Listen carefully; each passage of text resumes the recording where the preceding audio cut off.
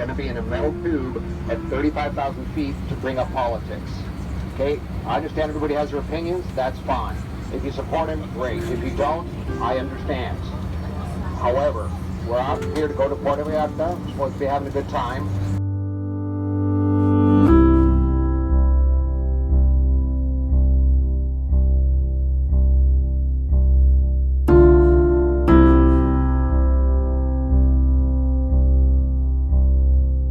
We have the common decency to respect each other's decisions and to get along on this 3-hour and 13-minute flight.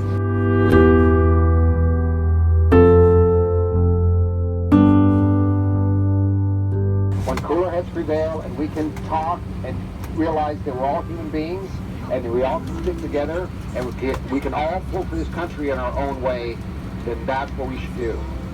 If there's anybody that has a problem with this, there's another flight tomorrow. You're not going to be on this one.